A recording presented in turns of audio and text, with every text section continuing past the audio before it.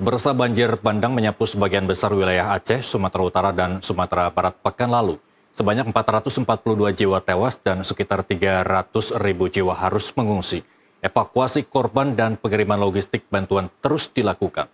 Kerugian diproyeksi lebih dari 1 triliun rupiah. Kombinasi cuaca buruk dan rusaknya hutan serta hulu sungai membuat aliran banjir meluncur deras tanpa penahan alaminya. Banyak kayu gelondongan besar dan diduga hasil pembalakan liar hanyut ke hilir dan merusak apapun yang dilaluinya. Dan untuk informasi selengkapnya bersama Tasya Ulitmila dan Gabriel Yoga dalam NTV Insight berikut ini.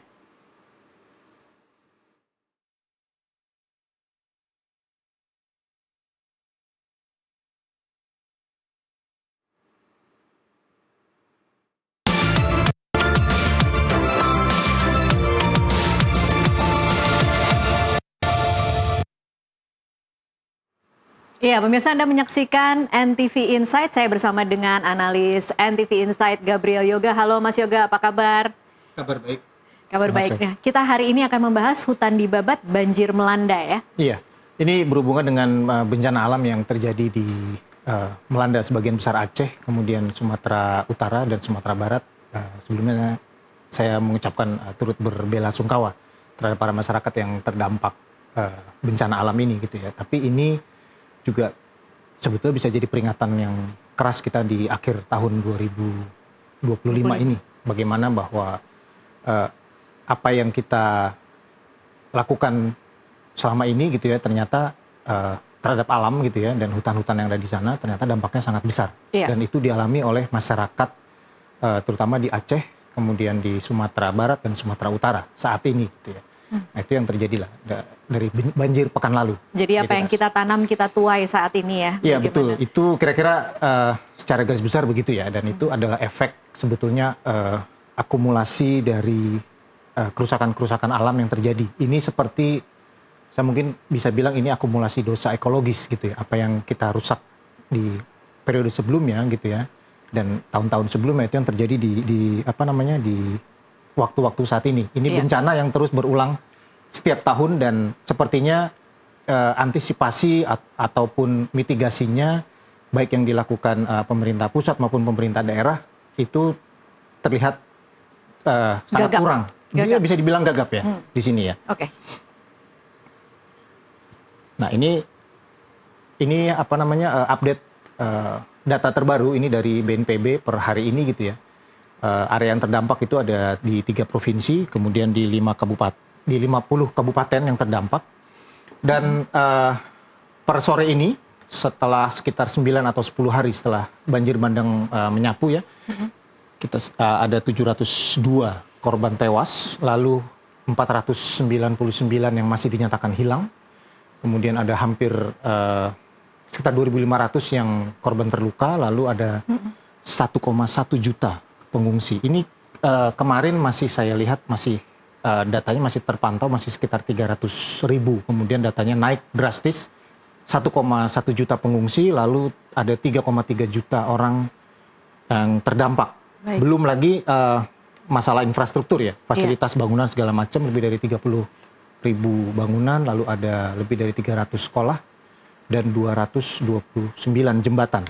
Dan ini adalah infrastruktur pendukung masyarakat di sana gitu ya. Dan ketiadaan jembatan ini dan juga lebih dari puluhan ruas jalan ya, bahkan di Sumbar saja, Sumatera Barat itu sudah lebih dari 16 ruas jalan yang putus. Artinya ini juga menghambat proses evakuasi, kemudian proses pengiriman logistik juga ke sana, bantuan dan lain-lain. Pada akhirnya mau tidak mau harus dijatuhkan bantuannya dari udara lewat helikopter, kemudian pesawat-pesawat kecil gitu ya. Iya. Kayak gitu sih. Dengan kondisi korban yang sebanyak ini juga mungkin kita masih harus terus waspada dan antisipasi karena datanya masih terus berubah ya, Mas. Betul. Kalau kita perhatikan sampai saat ini petugas dari BNPB, Basarnas, Kepolisian, kemudian dari TNI juga dan masyarakat sekitar juga masih terus melakukan evakuasi, mencari para korban, dan tentu saja sepertinya perlu lebih banyak lagi orang yang harus terlibat di situ. Harus turun ya? Harus turun karena ini waktunya sudah semakin panjang gitu ya. Iya. Sudah lebih dari 7 hari ya. Iya, golden period time-nya sudah lewat ya Betul, mungkin betul. ya. Wah. Oke, kalau Mas Yoga sendiri melihatnya cara pemerintah daerah dan juga pemerintah pusat mencoba untuk melakukan pendistribusian bantuan dan juga memulihkan infrastruktur termasuk jembatan, Iya. itu sudah seperti apa menurut Mas Yoga? Iya, kalau dari infrastruktur sepertinya ini masih butuh waktu panjang ya, karena di sana itu kan banyak sungai gitu ya, dan jembatan-jembatan yang putus pada akhirnya juga menghambat proses evakuasi dan tadi pengiriman logistik. Iya, dan ini bukan jembatan-jembatan kecil ya, sebenarnya Betul, ini bukan jembatan besar. kecil, ini jembatan-jembatan besar. Contoh yang ada di Kota Padang Panjang yang kemudian salah satu jembatan utama di sana ya terputus begitu ya, dan warga tidak bisa menyeberang gitu, karena kalau menyeberang ke bawah itu arus sungainya juga masih deras gitu ya, sementara mereka juga masih banyak sekali bongkahan-bongkahan, gelondongan kayu dan batu gitu ya yang juga menghambat gitu. Dan sepertinya proses pengiriman logistik juga rasanya perlu diperbaiki ya. Ada beberapa kiriman video gitu ya dari masyarakat yang mereka menunjukkan bantuan-bantuannya itu rusak gitu ya. Beras Ini yang dikirim melalui udara ya? dikirim melalui udara, Oke, berasnya jadi packagingnya masih kurang pecah gitu ya, kemudian Oke. mereka harus mengais dari tanah, kemudian ada yang box-box yang berantakan gitu ya. Artinya betul ini kondisi darurat, tapi paling tidak kalau ada yang terlatih mengirimkan logistik seperti ini harusnya bisa lebih baik lagi gitu Oke, ya. Karena itu harus jadi catatan ya. di satu pihak orang butuh dalam waktu cepat, ini kondisinya juga masih sangat minim Iya. dan orang makin terdesak. Orang ketika lapar itu akan melakukan apapun. Iya, seperti yang Kejadiannya. kemarin kita saksikan ada penjarahan Betul, yaitu sudah dalam keadaan terdesak ya. Dan toh sudah ada pernyataan dari pejabat negara bahwa ya sebaiknya diberikan saja gitu ya. Karena mau tidak mau itu harus dilakukan. Iya. Kalau tidak dapat makanan akan lebih buruk lagi efeknya Iya. nanti. Seperti itu. Nah ini yang jadi sorotan sebetulnya. Oke, Kenapa ini banjirnya bisa terjadi? iya. Sebagai catatan, banjir ini adalah salah satu bencana alam yang paling sering terjadi di Indonesia, Betul. gitu ya. Tahun ini saja itu sudah ada sekitar 2.500-an kejadian bencana Dan bukan hanya di Sumatera ya. dan hampir separuhnya itu adalah banjir. Gitu. Iya. Nah ini berbeda dengan bencana gempa bumi misalnya yang tidak bisa diprediksi. Iya. Banjir ini kan sebetulnya bisa diantisipasi, gitu ya. Kita dari kecil belajar lah ya, bahwa air itu mengalir dari tempat yang tinggi ke rendah gitu ya. Betul. Kemudian ketika tidak ada tutupan pohon-pohon, hutan hilang, ya erosinya makin besar gitu ya. Tanahnya tergerus oleh air, longsor terjadi gitu ya. Itu kan ya saya bisa kasih gambaran gini ya. Ini misalnya daratan Tanah ya? itu ya, ini pohon lah ya. Nah, dan standar ya, ini pengetahuan umum yang harusnya bisa diketahui oleh publik dan diterapkan sampai sekarang, dan itu masih banyak bolongnya gitu. Ketika ini tidak ada, lalu kemudian hujan deras seperti yang sekarang, ini kombinasi antara cuaca ekstrim, ada siklon, badai di perairan di utara Sumatera, lalu hujan deras yang harusnya bisa ditahan oleh hujan. Dia langsung ke hilir gitu ya, membawa semua sedimen, termasuk kayu-kayu gelondongan yang kemarin diduga dari pembalakan liar itu, ke bawah gitu ya, dan ya sudah mereka membawa apapun dan itu merusak apa saja yang dilalui gitu. Iya. Dan jika beberapa hari lalu banyak yang menyaksikan misalnya kayu-kayu gelondongan, ribuan kayu yang bahkan sampai mengapung di perairan di laut itu adalah dari pembalakan liar dan lain-lain. Nah, ada pernyataan dari Bupati Tapanuli Tengah, Pak Masinton Pasaribu.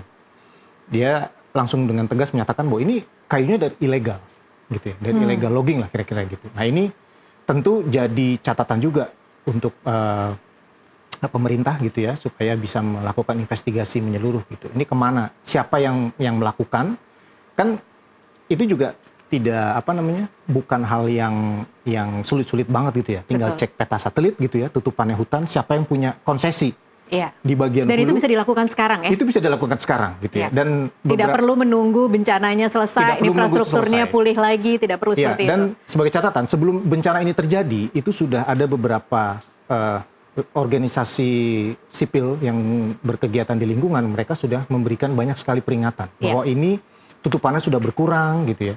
Sebagai ini catatan saja, ini tutupan hutan Sumatera. Ini data 2023 dari geospasial itu ada 16 juta hektar lah ya. Ini saya ambil 3 provinsi yang kemarin terdampak banjir bandang besar. Yang saat ini banjir Di ya. Aceh ini dalam 5 tahun terakhir, 2020 dan 2024. Di Aceh itu ada 3,37 juta hektar, ini sekitar 59% dari tutupan daratan di Aceh tahun 2020. 2024 sudah turun, Iya. 2,9 juta. Begitu juga dengan Sumatera Utara, ada 2,1 juta, ini yang paling kecil, hanya 29% dari tutupan lahannya, tutupan daerahnya ya. Kemudian 2024 turun lagi 1,94. Di Sumatera Barat juga terjadi seperti itu. 2,3 juta hektar, 54% tutupan wilayah, kemudian turun lagi 1,62 juta hektar. Iya. Gitu ya. Dan ini semuanya tiga-tiganya ini penurunan ini memang dengan izin resmikah atau Nah, kita itu tidak dia. bisa tahu? Itu yang bisa menjelaskan adalah tadi di Kementerian Kehutanan tentu saja. Apakah pembukaan pemilik-pemilik konsensi hutan itu sesuai dengan petanya atau mereka ada yang berbuat nakal, Oke. gitu ya, membuka wilayah di luar kawasan yang sudah diberikan izinnya, seperti Oke. itu. Yang lebih mengerikan lagi adalah kalau izinnya resmi tapi mungkin pemerintah baik pusat maupun daerah tidak sadar bahwa itu kemudian akan berakibat seperti saat ini. Iya, iya kita tahu lah. Ini banyak sekali saya akan kasih datanya di.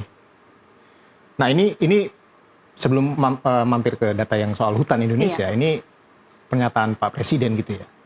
Benar-benar mencegah pembabatan pohon, perusakan hutan, juga sungai harus dijaga supaya bersih sehingga dapat menyalurkan air yang tiba-tiba datang. Ini bisa dibilang sedikit terlambat gitu kira-kira gitu ya, karena itu sudah kejadian dan kerusakan hutan itu kan nggak ditebang kemarin baru kelihatan sekarang gitu. Iya. Ini sudah terjadi berpuluh-puluh tahun yang lalu gitu. Dan ketika itu sudah terjadi, seperti saya bilang tadi di awal, ini akumulasi kesalahan ekologis gitu ya. Hutannya rusak gitu kan, daerah hulu sungainya juga rusak, ya sudah tidak ada penahan, akhirnya semuanya berantakan sampai di bawah. Nah, ini yang mau saya ceritakan. Iya. Di 2024 itu kita punya tutupan hutan 95 juta hektar atau 51% dari luas daratan kita. Deforestasinya ini menurut Kementerian Kehutanan itu 216.000 hektar ya. Oke. Nah, 92% itu di kawasan hutan sekunder. Oke. Nah, hutan sekunder ini istilah hutan yang tadinya diberikan izin untuk semacam hutan untuk produksi lain-lain gitu ya. Atau yang kawasan yang sudah rusak kemudian tumbuh alami lagi pohonnya. Oke. Hutan sekunder. Ini bukan hutan primer atau hutan lindung gitu ya. Iya. Nah, tapi kemudian rusak lagi.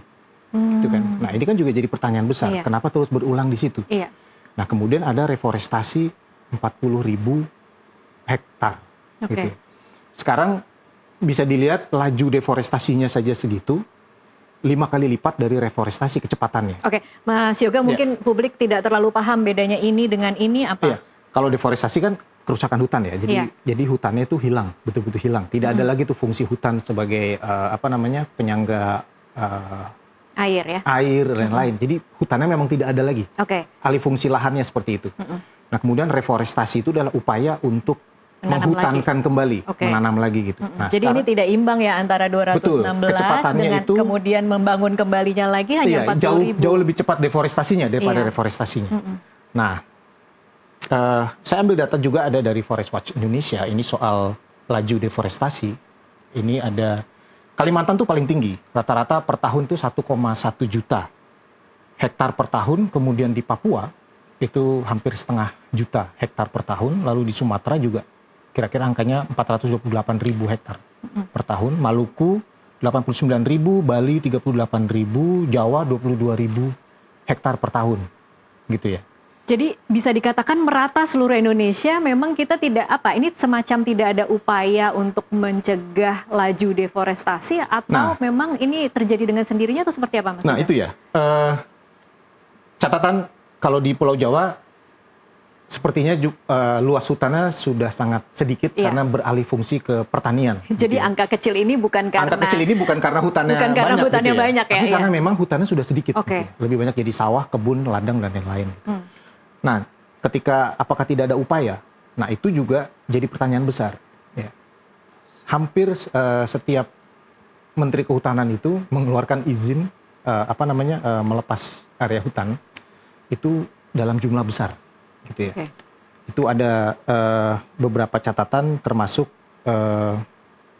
di periodenya sebelum Pak Jokowi ya. Itu ada Pak MS Kaban, kemudian ada Pak Zulkifli Hasan. Itu total hampir 2,2 juta hektar. Itu yang dilepas waktu itu. Dengan alasannya waktu itu, salah satu alasannya adalah untuk program swasembada gula, pangan waktu itu. Tapi ada juga menteri-menteri di era pemerintahan Presiden Soeharto juga melepaskan area hutan untuk perkebunan dengan jumlah yang juga fantastis. Gitu ya. Ada misalnya Pak Jamaluddin misalnya, itu Menteri Kehutanan di periode 93 sampai 1998. Itu ada 1,8 juta hektar. 1,8 juta hektar, oke. Yang dilepas. Gitu. Jadi ya itu tadi, kita ada kebutuhan untuk pangan, kemudian untuk energi dan lain-lain. Tapi apakah pertimbangannya itu harus melepas kawasan hutan sedemikian banyak? Gitu. Nah ini salah satu yang coba atau bahkan sudah lama sebetulnya coba digaungkan oleh para pemerhati lingkungan. Bagaimana masyarakat adat itu adalah penjaga hutan sesungguhnya. Seharusnya gitu ya. Dari 2016 itu ada hampir 335.000 hektar hutan adat yang ditetapkan. Itu ada di 19 provinsi dan 42 kabupaten gitu ya. Sementara ada luas wilayah adat ini ya, di tempatnya Tasya itu ada 32 juta hektare yang terpetakan. Tapi ini belum masuk definitif sebagai hutan adat karena masih baru dipetakan gitu. Dia perlu ada satu lagi harus ditetapkan dulu. Gitu. Jadi langkahnya masih panjang. Baru terpetakan dulu gitu ya. Jadi angka 30 juta hektare itu masih bisa berubah. Gitu. Nah ini jadi PR panjang sebetulnya dan mengutip Pak Menteri Kehutanan Raja Juli Antoni juga sudah mengatakan bahwa ya tadi masyarakat hukum adat itu adalah penjaga hutan sebetulnya. Nah kemudian pertanyaannya adalah kalau ini hutannya terus dibabat gitu ya, apakah tidak ada yang menjaga gitu? Ya menjaga tentu saja. Tapi kita juga harus ingat ada banyak sekali kasus sengketa lahan yang melibatkan masyarakat adat di situ. Mereka tidak berdaya karena ada pemodal-pemodal lain yang datang, kemudian membawa dukungan alat-alat berat, kemudian itu kan, lalu mereka memaksa masyarakat itu untuk ikut aturan mereka. Kayak gitu. Jadi PR-nya masih banyak sebetulnya, terutama untuk pengelolaan hutan adat supaya bisa terjaga gitu. Tapi supaya bisa agak menumbuhkan harapan sedikit ya Mas Yoga. Ini kalau misalnya memang skenarionya adalah mengembalikan ini kepada masyarakat adat, harapannya sebenarnya ketika ada di tangan masyarakat adat, apakah kemudian serta-merta hutan itu akan menjadi lebih aman, lebih suburkah, lebih berfungsikah sebagai fungsi hutan sebelumnya? Iya betul. Sejauh ini hutan-hutan yang masuk ke kawasan hutan adat itu relatif lebih terjaga sebetulnya. Karena mereka memberlakukan hukum adat di situ ya. Mereka kalau misalnya ada menebang pohon bukan yang peruntukannya, mereka dapat sanksi adat kira-kira gitu ya. Nah ini kejadiannya adalah ketika ada pemodal, pengusaha-pengusaha yang bermain nakal di sini. Gitu ya, mereka bisa memaksa orang kemudian memanipulasi data gitu ya, yang harusnya ini adalah kawasan hutan primer atau hutan adat tiba-tiba berubah jadi kawasan area penggunaan lain atau misalnya hutan tanaman industri kira-kira gitu. Dan itu banyak terjadi dan sudah banyak sekali kasus yang dilaporkan seperti itu. Nah, manipulasi-manipulasi itu juga terjadi pada produk-produknya, produk-produk hutan, dan ini yang diungkapkan oleh Kementerian Kehutanan terkait kemarin banyaknya gelondongan kayu yang hanyut, gitu ya. Nah ini ada kejahatan. Ini metode-metodenya ya? Iya, ini pencucian kayu ilegal. Jadi yang dicuci itu nggak lagi uang, bukan cuma uang gitu ya. Dan ini sudah terjadi bertahun-tahun. Gitu ya. Jadi metodenya yaitu tadi pemalsuan dokumen lahan tadi saya sudah sebutkan. Ini mungkin ala-ala mafia tanah ya? Iya, itu betul. Itu ada ala-ala mafia tanah di situ. Kemudian menitipkan kayu legal di lahan legal. Jadi misalnya Tasya menebang ilegal, kayu-kayu yang besar-besar itu diameter di atas 60 sampai 100 cm gitu, harusnya tidak boleh ditebang, kemudian setelah ditebang digeret ke area yang legal, lalu dicap istilahnya itu jadi kayu legal. Benar-benar seperti money laundering ya, tapi ini Iya, itu dia. Kemudian ada pemalsuan spesifikasi kayu.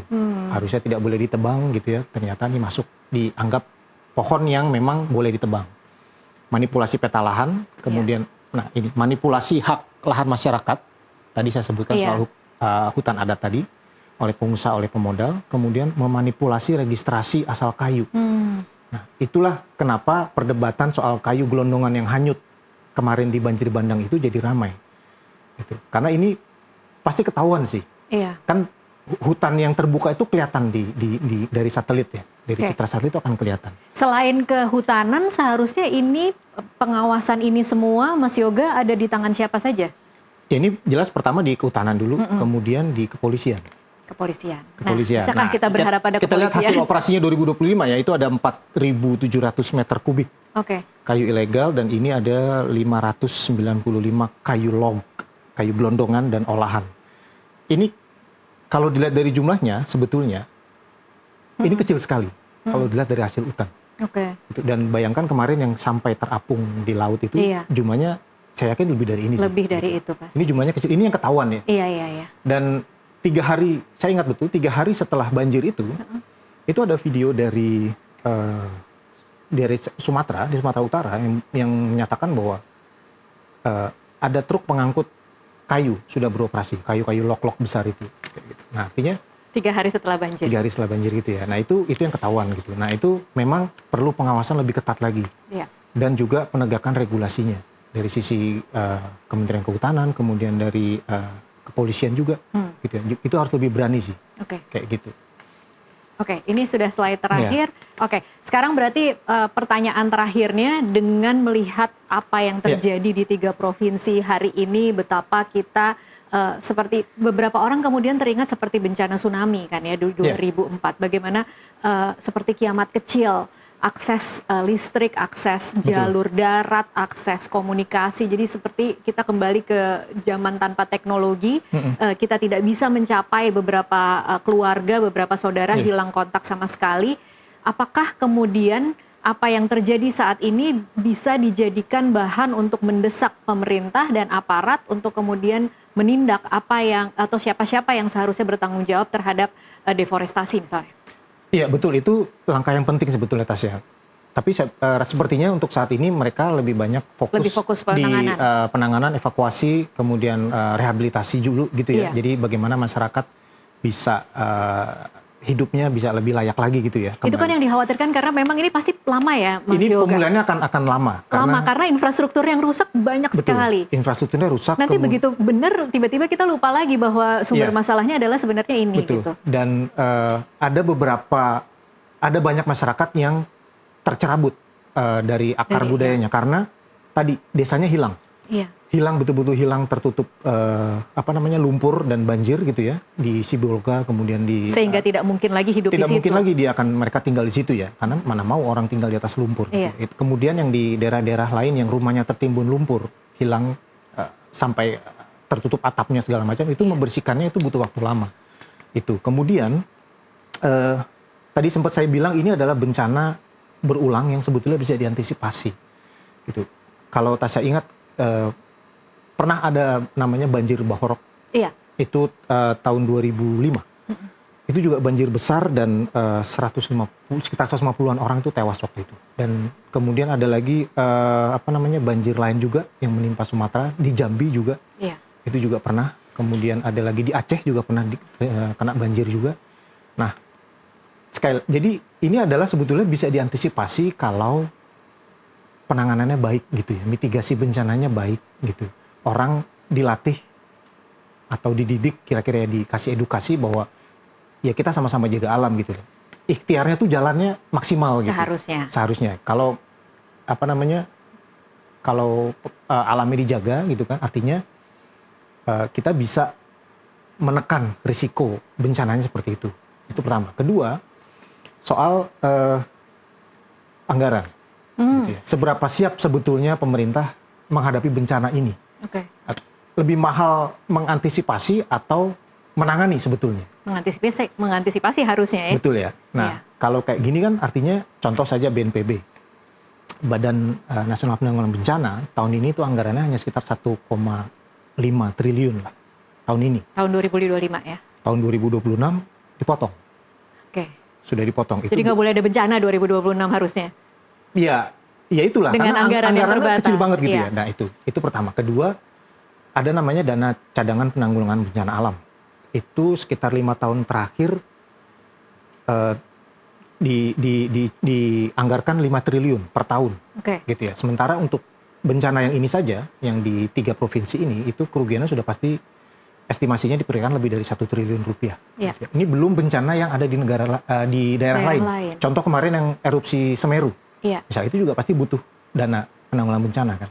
Kerugian bencana alam per tahun di Indonesia itu 22 triliun rata-rata per tahun. Sementara dana yang disiapkan Dananya hanya 5 triliun. Jadi artinya buat menalangi bencana ya tiap tahun boncos. Gitu. Oke, baik. Mudah-mudahan memang apa yang terjadi hari ini benar-benar dijadikan pelajaran dan kemudian jadi antisipasi, ada penindakan, ada tindakan nyata untuk kemudian mencegah apa yang di masa depan. Betul. Kita pasti akan selalu berhadapan dengan bencana, tapi setidaknya kita harusnya lebih siap daripada seperti ini. Betul. Terima kasih Mas Gabriel Yoga untuk pemaparannya di NTV Insight.